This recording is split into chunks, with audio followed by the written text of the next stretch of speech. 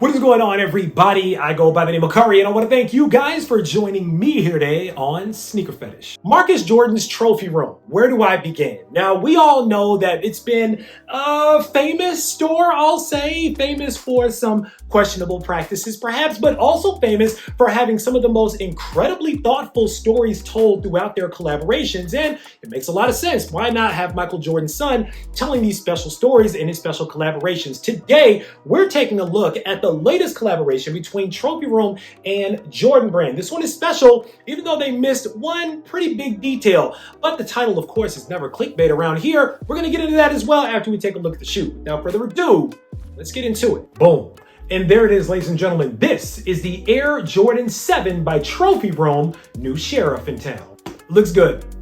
It looks good. I'm not mad at the shoe at all. I'm mad at some of this stuff that's flaking off it, but I'm not mad at the shoe at all. This is a really, really good shoe. Like, the kind of person that I am, before I even get started, I'm gonna give credit whenever credit is due.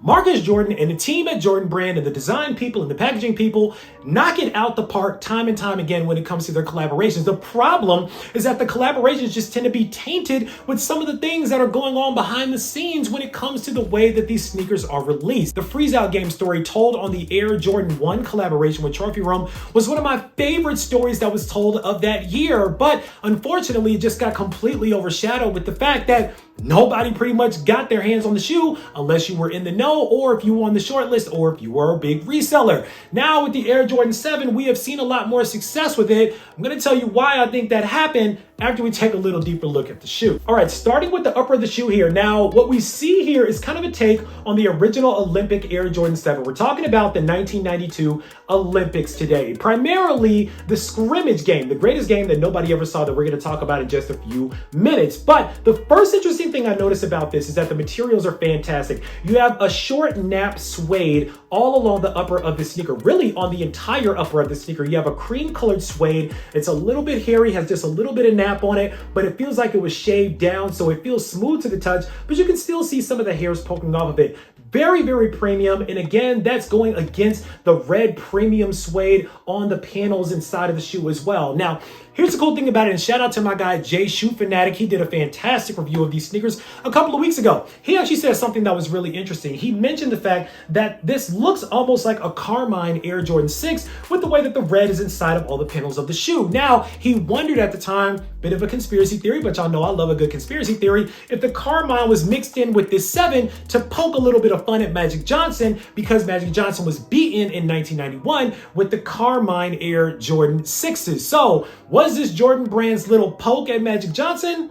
We may never know. Now, moving down from there into the midsole, the mountain peaks are giving classic Olympic Air Jordan 7. You have the red, the gold, and the blue, just like you do on the Air Jordan 7 Olympics. I like that touch. Not to mention the gold on the eyelets as well. I like the way they did the gold on the eyelets because it's gonna make the laces very easy to go in and out as opposed to them just being straight through the fabric themselves. So nice touch, Jordan Brand. I like that. You also have on the lateral side of the shoe here, instead of getting the regular stitched in Jumpman, you have this gold metallic Jumpman. Everything's about the gold when we're talking about the Olympics. And then to cap it off on the lateral side of the shoe, you have the GOAT's signature himself. Michael Jordan's signature stamped directly into that premium suede material. Very nice. All right, taking a top down look at the shoe here, more of that premium suede in the toe box here in the red. What I like about this is that the 7s come unlaced, just like they used to back in the day. I love that these shoes are all coming unlaced now, true to their form like the OGs. Very dope. You have the blue neoprene tongue. Let's talk a little bit about the tongue. On the front of the tongue here, you have the classic Air Jordan 7 Air Jordan logo, but the back of the tongue is really where the magic happens. You'll see stitched in the back of the tongue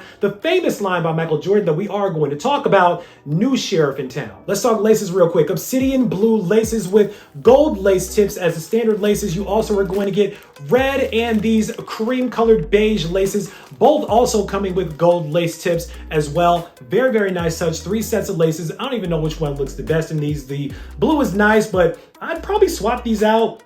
I don't know, maybe with the cream. Now, moving up from the gold emblems on the heel here, what in the world are these and what are they here for? Well, if you guys remember the photographs of the 1992 Dream Team gold medal photos, you may realize that the lanyard that came on the gold medals looked exactly like this. So these lace loops here, kind of these hang loops, are actually made to represent what those lanyards look like on those gold medals. So just like those gold medals, you kind of had the lanyards here going down into the gold medal on the heel of the shoe as well. phenomenal touch. Since we're talking about the lanyards on those gold medals, let's talk about the insoles as well. It's giving 1992 wild style Jordan 7 print, but in the same colors as those lanyards that were on those 1992 Olympic medals as well. On the heels, welcome to the family with the trophy room stitched in very nicely on the left shoe. On the right shoe, the greatest game ever played in Monte Carlo with that white Jumpman on the heel as well. Very, very well done. This whole sneaker,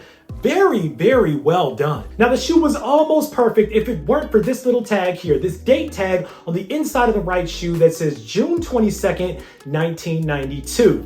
Let me explain. Overall, that's pretty much it when it comes to the Air Jordan 7 trophy room. But for those of you that may not be familiar with the inspiration behind this shoe, which is known as the greatest game nobody ever saw, the greatest game ever played for Michael Jordan, let me take you back to Monte Carlo in July of 1992. Michael Jordan is on top of the world. He's a bona fide superstar. He has his 7th iteration of his signature sneaker with Nike that's coming out. His sales are through the roof. He's won his 2nd championship. He's pretty much on top of the world. You can't tell him nothing. Now, you would think that everybody would have just kind of embraced the fact at this point that Michael Jordan was that guy. He was the new face of the NBA, the new superstar. But there were some people that Michael Jordan came into the league under that weren't quite ready to give up that title yet. And one of those people was Magic Johnson. We all know Magic Johnson had dominated the 80s when it came to basketball and some of the most incredible things that we had seen with the Showtime Lakers back then. But now it was the early 90s. It was a new time. It was a new era. There was a new class of superstars in the NBA that were coming in that were being led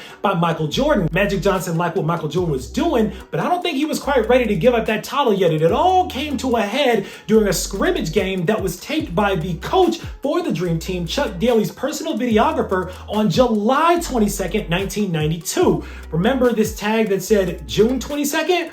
Yeah, that's a misprint. And Jordan Brand has done misprints for dates in the past, but it just sucks on a shoe that was this carefully thought out. Why, as Michael Jordan's son, you couldn't just get that information from your dad or from Google or from ESPN or from anywhere else that had the date correct. Now here's the thing, June 22nd, 1992, something cool did happen. Around that time, Sports Illustrated came out with the magazine cover with Michael Jordan with the cigar in his mouth because he had just won the NBA championship. So some people were like, maybe that's where the inspiration is. But that wasn't it. It was because of the game, and we know this because of the packaging. Let's take a look. I purposely left the packaging so that we can get into the storytelling part because it all goes into the story. Now, you see trophy room on the front of the lid here, on the back of the box here, on the lid, you see Michael Jordan's signature. When we flip the lid open, this is really dope. You see new sheriff in town right in the middle of that lid.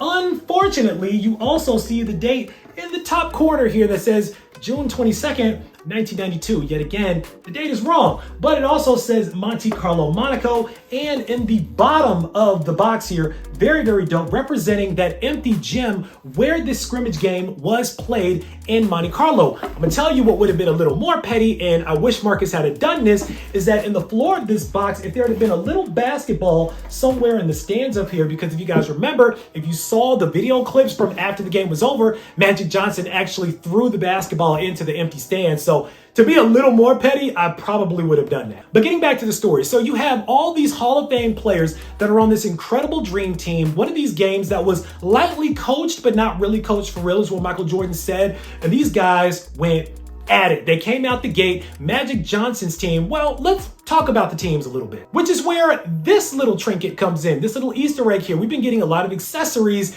with our shoes as well. We got the ticket with the freeze out ones. This time we get a mini clipboard here that not only has a regular picture here, a blank picture of the basketball court, but when you flip that up, it actually has the teams that were the white and blue team for that scrimmage game. This is where we get our phones out for research. So on the white team, you have the numbers here for Michael Jordan, Scottie Pippen, Larry Bird, Karl Malone, and Patrick Ewing. That's a squad. And then for the blue team, you have Magic Johnson, Chris Mullin, Christian Laettner, we'll talk about him in a second, Charles Barkley, and David Robinson. Another crazy squad. Now, let's talk a little bit about Christian Laettner, because a lot of people were like, even Michael Jordan was like, man, we didn't really want the college kid. Magic Johnson was like, you can take him. And they were like, nah, we don't want him. Stuff like that. Because while this really was a game that was about the giants of basketball, which really ended up kind of being a one-on-one grudge match between some of these people like Karl Malone and Charles Barkley, and more famously, Magic Johnson and Michael Jordan, Christian Laettner was no slouch. Now, they kept a spot open on the Dream Team roster for a college kid, but at the same time, they didn't really want the college kid. But listen, Christian Laettner was that guy back in the day, all right? From what I understand, he won 2 back-to-back Final Fours. Christian Laettner was that guy. He was no slouch, but unfortunately, it was kind of irrelevant when it came to the Dream Team. The back of the clipboard for the trophy rooms actually talks about the game in full. I will summarize for you guys. So as I mentioned, they went head-to-head. Magic Johnson's team comes out 7-0. Michael Jordan hits a really kind of lucky shot here that kind of juices him up. But Magic Johnson comes back, hits a 3 of his own, says right back at you, and now they're getting it on. Now they're going back and forth. And this has now become not just a regular scrimmage game, it's become a trash-talking grudge match with yesteryear's superstars and the brand new superstar of the 90s. Michael Jordan even said during the game, this is the 90s now, and this is where we are. Michael Jordan's team ended up winning that scrimmage, I believe, 40-36. And at the end of the game, when they were getting ready to kind of get up out of there, Michael Jordan goes to Larry Bird and Magic Johnson and says the famous quote, "There's a new sheriff in town." Now, this was documented in The Last Dance. Magic Johnson actually said that Larry Bird had already said, yeah, he's that guy now. And Magic Johnson had to concede at that point to Michael Jordan and give him the torch of there being a new sheriff in town, which, of course, is the entire messaging and inspiration behind the Trophy Room 7. Listen, guys, Trophy Room knocked it out of the park. They always do these phenomenal jobs with these stories. Now, the cool thing about these 7s is that these seem to be a lot more accessible than the Trophy Room Air Jordan 1s were. And while a lot of people applauded Marcus Jordan for, and James Whitner even went on the Complex Sneakers podcast and said that he was getting ready to get on his redemption tour and all this type of stuff, that's all well and good, but let's kind of call a spade a spade. An Air Jordan 1 versus an Air Jordan 7. Air Jordan 7s are not the most popular silhouettes out here, especially in terms of resale. So to me, this was kind of a perfect storm for Marcus Jordan to kind of redeem himself in the eyes of the public by bringing out a sneaker that had a phenomenal story, really nice materials, great packaging, even a little accessory inside of it, something that was very limited, but felt a lot more accessible than the 1s did. But this is where the tea starts to get a little bit warm, so buckle up for this. As I mentioned, and as the title says, this sneaker was actually supposed to be backdoored as well. Now, I will protect the identities of all parties involved that kind of gave me this information, but from what I understand and from my very, very reliable sources, the calls were made for this sneaker, but they were made a little bit differently. Let me explain. After the massive fallout and the massive backlash that Marcus Jordan received as a result of the incredible backdooring action of the Air Jordan 1, apparently he got in a little bit of trouble over at the brand where he had to make good for his next collaboration. Not only was his collaboration allocation cut way, way down from, I don't even remember how many pairs there were of 1s to, I believe, maybe 20 to 25,000 pairs of the 7, but according to my very anonymous sources, calls were made prior to this shoe coming out, allowing resellers the ability to have this sneaker in bulk once again. But there were 2 issues with that. Number 1, nobody, and I mean nobody, was able to get their hands on the shoe prior to the release date because the brand was watching Trophy Room like a hawk. And so if these shoes had shown up in anybody's hand prior to the release date again, it would have been some major, major problems for Trophy Room and for Marcus Jordan. So it looks like everybody made good on that. We didn't see not one early photo of this shoe in anybody's hands. However, leading up to the drop, just a few days before the drop, if you're tuned in with some of the bigger resellers out here, you may have noticed that some of the resellers started saying sizes available in the Air Jordan 7 Trophy Room. Full-size runs available, and the prices were pretty high, somewhere around $700 to $800. The only problem is nobody was biting on the shoe because it's an Air Jordan 7, and a lot of people were waiting to spend their money on more popular sneakers like the lost and found Air Jordan 1s. So what ended up happening was that a lot of the resellers backed out of doing bulk deals on the shoe, even though they were offered to them, and as such, it made many more pairs available to the general public, making the sneaker seem a lot more fair than it was originally intended. How's that for an exclusive? So basically, the same old same happened with this shoe, but everybody did a little better job of being a little bit more tight-lipped. Some of our favorite YouTubers took a mysterious trip down to Florida and mysteriously and miraculously hit on this raffle by a miracle and ended up getting this shoe.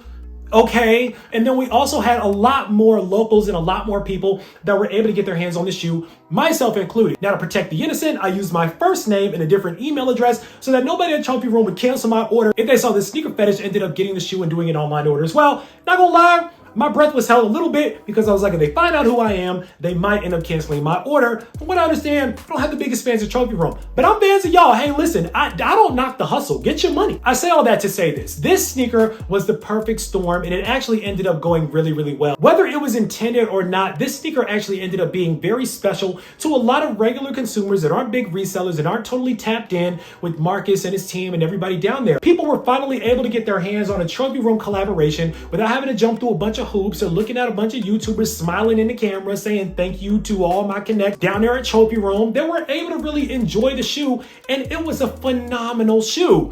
Except for the date issue. It's a great shoe, executed very well, very thoughtful, that tells one of the most incredible stories, one of the little gems about Michael Jordan and those 1992 Olympics that we really haven't seen illustrated before in a sneaker. So hats off and kudos to Marcus Jordan and his entire team and the Jordan Brand team for putting this together. And kudos to you guys, the consumers, for not biting the bullet on this one and jumping the prices super high so that these are accessible for everybody that wants to get them. These are a solid pickup of a shoe. And I think that if you're able to, you might want to consider picking these up or grabbing these as a Christmas gift for somebody because, I mean, again, nobody's really going to see the date tag inside of the shoe, so that's really not a big deal. And otherwise, it's a good shoe. It's solid, even if it is a Jordan 7. All right, guys, that's pretty much all that I got to say about these. Now it's time for you guys to settle down below. Let me know what you guys think about the Air Jordan 7 Trophy Room. Are these ones that you guys were able to get your hands on? Did you take the L? Are you going the resale route? Or are these a hard pass? And have these changed your opinion of Trophy Room and Marcus Jordan? Is he still the #1 bad guy in sneakers? Or does it seem like the drops are getting a little bit more fair? Sound down below. Let me know. Of course, right down in the comments, make sure that you click on that subscribe button so we can welcome you into the Sneaker Fetish family to make sure you don't miss out on any more heat that comes through like these, because I guarantee you I got a lot more heat on the way. As always, I want to thank you guys for joining me here today on Sneaker Fetish, taking a look at these with me, unboxing them with me for a couple of minutes. I go by the name of Kari. This is the Air Jordan 7 by Trophy Room, new sheriff in town. And until next time, I'm out.